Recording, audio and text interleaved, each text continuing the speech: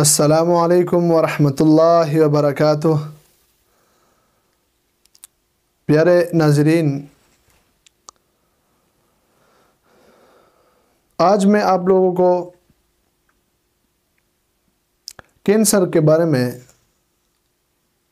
کچھ باتیں بھی کرنا چاہتا ہوں اور اس کا علاج بھی، روحانی علاج بھی ہدیہ کروں گا۔ پیارے ناظرین، بیماری جو ہے یہ اللہ کی طرف سے ہوتی ہے اور اس کی شفا بھی اللہ کی طرف سے ہی ہوتی ہے، لیکن بیماری کے لیے بھی کچھ اسباب ہوتے ہیں جو بندے کے ساتھ لاحق ہو کے بیمار ہو جاتا ہے، اور اسی طرح علاج کے بھی اسباب ہوتے ہیں۔ تو بیماری آنا یہ بھی کسی نہ کسی سبب کے ذریعے سے بندے کو لاحق ہو جاتی ہے، لیکن اس کا خاتمہ کرنا بھی اسباب کے دائرے میں ہی کریں گے، اس لیے کہ یہی قانون فطرت ہے۔ میرے پیارے بھائیوں، اللہ جل شانہ کی طرف سے بندے کو آزمائشوں میں ڈالا جاتا ہے۔ قرآن میں اللہ نے فرمایا ہے، اعوذ باللہ من الشیطان الرجیم، بسم اللہ الرحمن الرحیم، احسب الناس ان یترکوا ان یقولوا آمنا باللہ وہم لا یفتنون۔ آیا لوگ یہ گمان کرتے ہیں کہ انہوں نے صرف یہ کلمہ ایمان کا کہا کہ ہم نے ایمان لایا اللہ پر، اور اس پر کوئی آزمائش نہیں آئے گی؟ تو آزمائش تو ضرور آئے گی آپ کے اوپر۔ وَلَقَدْرِ خَيْرِهِ وَشَرِّهِ مِنَ اللَّهِ تَعَالَى وَالْبَعْثِ بَعْدَ الْمَوْتِ۔ ہمارا ایمان و یقین ہے کہ بیماری اور شفا یہ دونوں اللہ کی طرف سے ہی ہے، یعنی اللہ کا خیر تقدیر بھی اللہ کی طرف سے ہے اور اس کا شر تقدیر بھی اللہ ہی کی طرف سے ہے۔ شر تقدیر کے بھی شر والے اسباب استعمال ہو کے آپ کو شر پہنچایا جاتا ہے، اور اسی طرح خیر تقدیر والے خیر کے اسباب اختیار کر کے انسان کو خیر ہی پہنچایا جاتا ہے، یعنی یہ سارا معاملہ اسباب کے اندر ہی ہوتا ہے۔ تو میرے پیارے ناظرین، یہ کینسر ایک ایسی بیماری ہے اور ایسا مرض ہے کہ اس کے اپنے جراثیم ہوتے ہیں، اور وہ جراثیم اندر سے پھیل جاتے ہیں، بندے کو متاثر کر دیتا ہے، ان کے بلڈ پہ اٹیک کر دیتا ہے۔ تو میرے پیارے ناظرین، یہ جراثیم جنات بھی ہو سکتے ہیں، ضروری نہیں ہے کہ ایک ایسا مخلوق ہے جو اس کینسر کے ساتھ خاص ہے، یہ جنات بھی ہو سکتے ہیں، کیونکہ جنات جراثیم کا شکل اختیار کر سکتے ہیں۔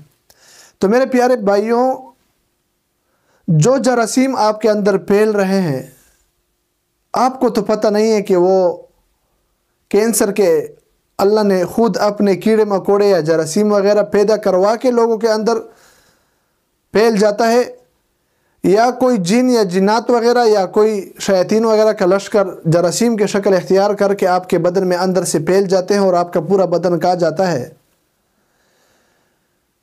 تو پیارے بھائیوں، کینسر کے اسباب بہت سارے ہیں، ایسا کوئی خاص جراثیم اس کا ضروری نہیں ہے کہ اللہ نے وہ جراثیم پیدا کروایا ہو اور اس کو ہی ہم کینسر کہتے ہیں۔ جنات اور شیاطین بھی کینسر کے جراثیم کی شکل اختیار کر سکتے ہیں۔ میرا اس بات پر بات کرنا ایک مقصد رکھتا ہے، اور وہ یہ ہے کہ جنات اور شیاطین جراثیم کی شکل اختیار کر سکتے ہیں۔ شاید آپ کو جو یہ مرض کینسر کا لگا ہے، یہ جنات اور شیاطین کی شکل میں ہی شاید ہو۔ تو پیارے ناظرین، کینسر کا علاج قرآن سے یقینی ہو سکتا ہے، اور ہے بھی بہت ساروں کا علاج الحمدللہ ہمارے شاگردوں نے کیا ہے، کینسر کا علاج، تو یہ بہت ہی آسان علاج ہے اس کا۔ آپ کو میں بتا دیتا ہوں، بعض لوگ عاملین سے کتراتے ہیں، ان کے پاس نزدیک بھی جانے سے ڈرتے ہیں۔ تو پیارے ناظرین، آج کل سوشل میڈیا کا دور ہے، ہم آپ کو یہ علاج گھر تک پہنچائیں گے، ہم آپ کو علاج بتائیں گے، باقی کرنا آپ نے ہے۔ انشاءاللہ پھر بھی آپ کو 100% شفا حاصل ہوگی۔ پیارے ناظرین، کینسر کے علاج کے بارے میں 4 کام مریض نے کرنے ہیں اور 2 عامل نے۔ 4 اعمال جو مریض نے کرنے ہیں وہ یہ ہے کہ سب سے پہلے اس مریض نے قرآن کے شفا پر 100% یقین رکھنا ہے۔ اگر اس کا قرآن کے شفا پر 1% بھی یقین نہ ہو تو اس کا یہ علاج نہیں ہو سکتا۔ دوسری بات یہ ہے کہ اگر مرد ہے تو اس کا نماز باجماعت ہو۔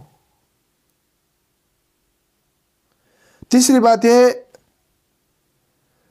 کہ روزانہ کے اعتبار سے کچھ مالی صدقہ بھی کر لیا کریں۔ اور چوتھا عمل یہ ہے کہ کلونجی ایک قسم کی دوا ہے، پنساری حضرات کے ساتھ مل جاتی ہے، ان سے وہ لے کے تھوڑا شہد کے ساتھ ملا کے ان کو کھایا جائے۔ یہ 4 اعمال جو ہے نا مریض کے اوپر ضروری ہیں، یہ 4 اعمال وہی کرے گا۔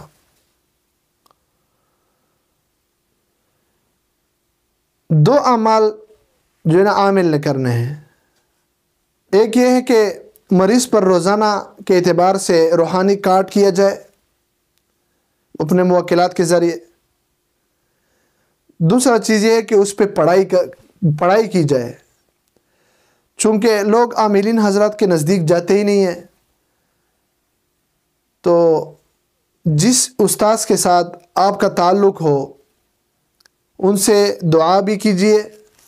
اور اس کے لیے میں ایک عمل آپ کو بتاؤں گا جو عامل کے 2 کام کرنے کے مقابلے میں ہے، اور اسی سے آپ کا کام چل جائے گا، آپ کو عامل کے پاس جانے کی ضرورت ہی نہیں پڑے گی۔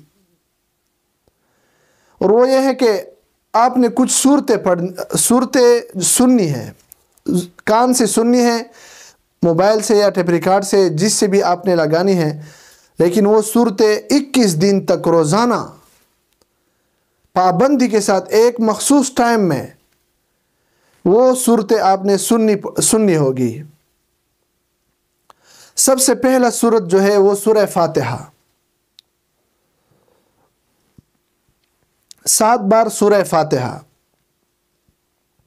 یہ آپ نے روزانہ سننا ہوگا۔ دوسرا سورت ہے سورہ رحمان، سورہ رحمان بھی آپ نے 7 دفعہ روزانہ 21 دن تک لگاتار سننا ہوگا۔ تیسرا سورت ہے سورہ بینہ، سورہ بینہ لم یکن الذین کفروا من اہل الکتاب والمشرکین، 30ویں پارے میں، تقریباً آدھے سپارے میں یہ سورت واقع ہے، بلکہ تیسرے پاؤں کے آخر میں، چوتھے پاؤں کے شروع میں یہ سورت واقع ہے، سورہ بینہ۔ یہ بھی 7 مرتبہ آپ نے 21 دن تک لگاتار سننا ہے۔ اس کے بعد آپ نے 7 مرتبہ سورہ قریش سننا ہے، پھر 7 مرتبہ سورہ کوثر یہ سننا ہے، پھر 7 مرتبہ سورہ اخلاص، 7 مرتبہ سورہ فلق، 7 مرتبہ سورہ ناس، اور 7 مرتبہ آیت الکرسی آپ نے سننی ہوگی۔ ناظرین، اس کا طریقہ کار کچھ یوں ہے کہ اپنے اوپر سفید چادر، اب آپ لیٹ کے اپنے اوپر سفید چادر ڈال دیں، اور یہ صورتیں جو میں نے آپ کو بتا دی یہ سب آپ نے 7 مرتبہ 21 دن تک لگاتار پابندی کے ساتھ، فرض نماز کی طرح پابندی کے ساتھ آپ نے سننی ہوگی۔ اور یا سلامو یا سلامو سلام قولا من رب الرحیم، یہ ورد آپ نے جاری رکھنی ہوگی۔ تو پیارے ناظرین، 21 دن تک لگاتار اگر آپ یہ صورتیں سننے اور جو 4 اعمال آپ کو میں نے بتا دیے وہ بھی آپ کریں گے تو اس سے کنفرم اور گارنٹیڈ کینسر کا علاج ہو جائے گا انشاءاللہ تعالی۔ ڈاکٹر کے پاس بھی جانے کی کوئی ضرورت آپ کو نہیں ہے۔ آپ کو میں نے پہلے بھی کچھ ویڈیوز میں بتایا ہے کہ چونکہ ڈاکٹری شفا وہ احتمالی ہے، دوائیوں سے شفا احتمالی ہے، اور قرآن سے شفا حاصل کرنا وہ یقینی اور قطعی ہے۔ تو پیارے ناظرین، قرآن پہ اپنا ایمان اور یقین مضبوطی سے جما کے رکھو، اور اللہ کی رسی کو مضبوطی کے ساتھ پکڑ لو۔ اعمال کے ذریعے سے سب کچھ ہو سکتا ہے۔ علاج امراض قرآن کے علاج سے صحیح ہو چکے ہیں۔